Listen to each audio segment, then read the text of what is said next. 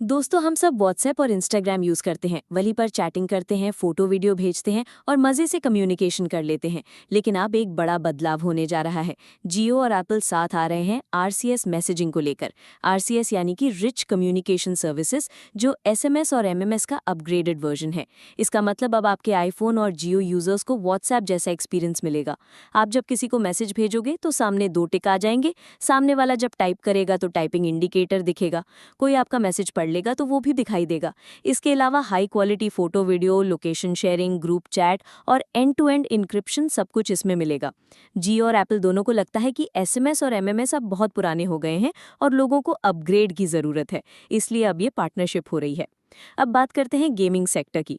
21 अगस्त 2025 से money making games यानी कि फैंटेसी लीग्स को बैन कर दिया गया है। ड्रीम 11, एमपीएल, माई 11 सर्कल और विंजो जैसी कंपनियां अब ऐड नहीं कर पाएंगी। इसका असर सिर्फ इन कंपनियों पर ही नहीं पड़ा, बल्कि बीसीसीआई और क्रिकेटर्स पर भी पड़ा है। विराट कोहली, रोहित शर्मा और एमएस धोनी जैसे क्रिकेटर्स करोड़ों रुपए ऐड से कमाते थे, लेकिन उनके सालाना कॉन्ट्रैक्ट भी कैंसिल हो गए। सिर्फ इन 3 क्रिकेटर्स का ही मिलाकर लगभग 100 से 150 करोड़ का नुकसान हुआ है। वहीं बीसीसीआई को करीब 350 करोड़ का नुकसान झेलना पड़ा। माई 11 सर्कल का 125 करोड़ का कॉन्ट्रैक्ट भी खत्म हो चुका है। अगर ओवरऑल एड रेवेन्यू देखा जाए तो 8,000 से 10,000 करोड़ रुपए का नुकसान हो चुका है।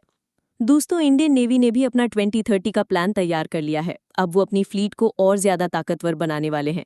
20 स्टेल्थ फ्रिगेट और 13 डिस्ट्रॉयर शिप्स में ब्रह्मोस सुपरसोनिक क्रूज मिसाइलें डिप्लॉय की जाएंगी। मतलब अगर कभी किसी भी सिचुएशन में जरूरत पड़ी तो इंडियन नेवी एक साथ 300 से ज्यादा ब्रह्मोस मिसाइल लॉन्च कर सकती है। ये क्षमता भारत को दुनिया की सबसे ताकतवर नेवी में से एक बना देगी। लेकिन आज का बड़ा इकोनॉमिक अपडेट आया है अमेरिका से। 27 अगस्त 2025 को अमेरिका ने भारत पर 50% टैरिफ लगा दिया है। इसका सबसे ज्यादा असर टेक्सटाइल, जेम्स और लेदर सेक्टर पर पड़ा है। अब भारत को मजबूरी में अपना एक्सपोर्ट डाइवर्सिफाई करना पड़ रहा है। सरकार ने 40 से ज्यादा देशों से बात शुरू कर दी है, जिनमें UK, Japan, south Korea, Germany, France, Spain, Netherlands, Poland, Canada, Mexico, रूस, यूएई और ऑस्ट्रेलिया शामिल हैं। टेक्सटाइल इंडस्ट्री की कंपनियों को राहत देने के लिए इंपोर्ट ड्यूटी माफ कर दी गई है, ताकि उनके प्रोडक्ट की कीमतें ज्यादा ना बढ़ें और वे आसानी से दूसरे देशों में माल बेच सकें। जीएसटी में भी बड़े बदलाव किए गए हैं। 28% टैक्स को घटाकर 18% कर दिया गया है और 12% को घटाकर 5% कर दिया गया है। इसका मतलब है कि कई चीजें सस्ती हो गई हैं, लेकिन लग्जरी आइटम्स जैसे महंगी कारें, गुटखा और सिगरेट पर 40% जीएसटी लगा दिया गया है। बाइक सेक्टर में भी असर पड़ा है। 350 सीसी से कम की बाइक्स पर पहले 28% जीएसटी लगता था, अब वो घटकर 18% हो गया है।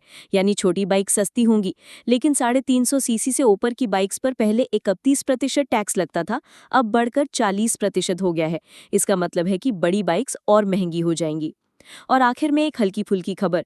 गोविंदा और उनकी पत्नी सुमीता आहूजा को लेकर काफी दिनों से रूमर्स चल रहे थे कि इनका डिवोर्स होने वाला है। कुछ इमोशनल वीडियो भी सोशल मीडिया पर सामने आए थे, लेकिन गणेश चतुर्थी की पूजा के दौरान ये दोनों साथ नजर आए। उन्होंने सारी अफवाहों को मजाक में टाल दिया और साफ कर दिया कि इनके बीच ऐसा कुछ नहीं है। तो ये तो अच्छी खबर है कि उनका डिवोर्स नहीं हो रहा।